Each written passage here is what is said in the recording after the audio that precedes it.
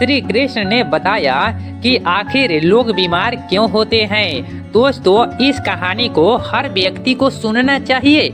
आइए सुनते हैं कि श्री कृष्ण एक बार अपने प्रिय मित्र अर्जुन के साथ गंगा किनारे बैठे हुए थे। अर्जुन का मन उद्विग्न था। अपने चारों ओर बीमारी, दुख और कष्ट देखकर उसने भगवान श्री कृष्ण से सवाल किया, मधुसूदन, आखिर यह संसार इतना पीड़ित क्यों है? लोग बीमार क्यों होते हैं? क्या ईश्वर यह सब नहीं देखता? श्री कृष्ण मुस्कुराए और अर्जुन से बोले, अर्जुन, इस सवाल का उत्तर पाने के लिए एक कहानी सुनाता हूँ। इस कहानी में तुम्हें मानव जीवन और बीमारी के कारणों का रहस्य समझ में आएगा। एक बार एक गांव में एक ज्ञानी संत रहते थे, जिन्हें लोग बहुत आदर और प्रेम से देखते थे।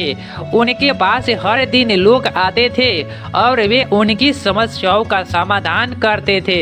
एक दिन एक व्यक्ति संत के पास पहुंचा, जो बहुत ही बीमार और दुर्बल था। उसने संत से कहा, महात्मा ने, मुझे वर्षों से यह बीमारी है। मैंने बहुत इलाज कराए, कई जगह गया, पर मेरी हालत में कोई सुधार नहीं हुआ। कृपया मुझे बताएं कि मैं स्वस्थ कैसे हो सकता हूँ। संत ने उसकी समस्या सुनी और मुस्कुराते हुए बोले, तुम्हारी बीमारी का इलाज तो बहुत सरल है, पर इसके लिए तुम्हें एक छोटी सी परीक्षा से गुजरना होगा। तुम्हें इस गांव के 3 व्यक्तियों के साथ एक दिन बिताना होगा और उनके आचरण को ध्यान से देखना होगा। इससे तुम्हें अपनी बीमारी का कारण समझ में आएगा। पहले व्यक्ति का नाम मोहन था। मोहन बहुत आलसी और लापरवाह स्वभाव का था। वह दिन भर सोता रहता था और काम करने से हमेशा बचता था। जब भी कोई उससे काम करने के लिए कहता तो वह बहाने बनाकर टाल जाता। उसका खाना पीना भी अनियमित था। संत ने बीमार व्यक्ति से कहा कि वह मोहन के साथ एक दिन बिताए और उसके जीवन शैली पर ध्यान दे। बीमार व्यक्ति ने मोहन के साथ समय बिताया और देखा कि मोहन हर समय अपने स्वास्थ्य को लेकर शिकायत करता रहता है। उसकी आदतें इतनी बिगड़ी हुई थी कि उसके शरीर में रोग और कमजोरी ने घर बना लिया था।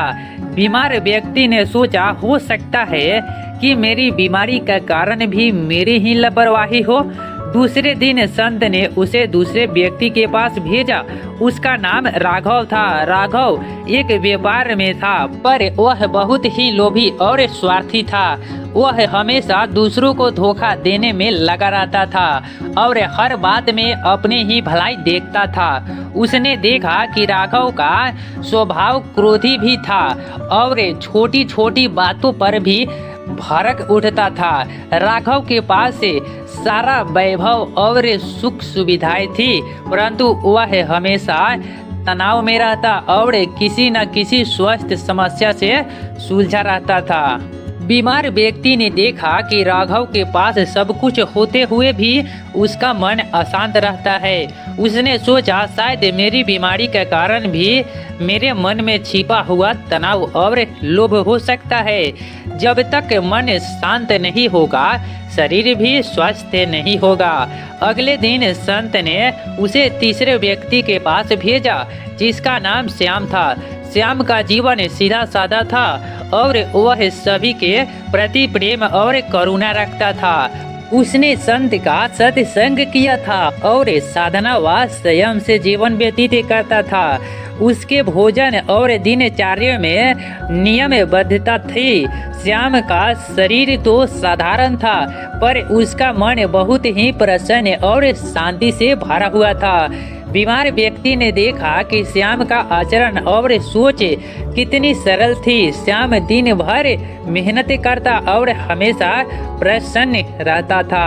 उसकी जीवन शैली ने उसे एक आंतरिक शक्ति और आत्म संतोष दिया था। बीमार व्यक्ति को एहसास हुआ कि उसके शरीर में जो भी बीमारी है वह उसकी संयमित जीवन शैली, नकारात्मक विचारों और मानसिक तनाव का ही परिणाम है।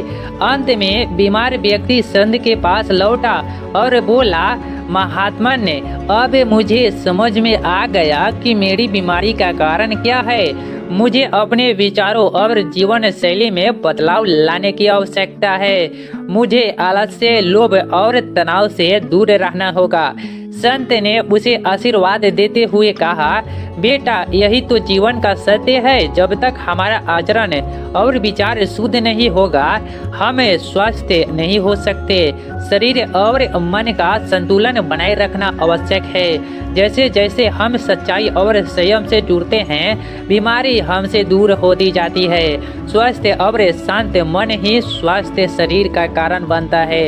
इस कहानी को सुनकर अर्जुन को अपने सवाल का उत्तर मिल गया। श्री कृष्ण ने कहा, अर्जुन, हर व्यक्ति का स्वास्थ्य उसकी मानसिक और शारीरिक स्थिति पर निर्भर करता है। जो मनुष्य संयम, सच्चाई और शुद्ध विचारों से जीवन बिताता है, वह बीमारी से दूर रहता है, और जो अपने मन और शरीर को अनुशासन में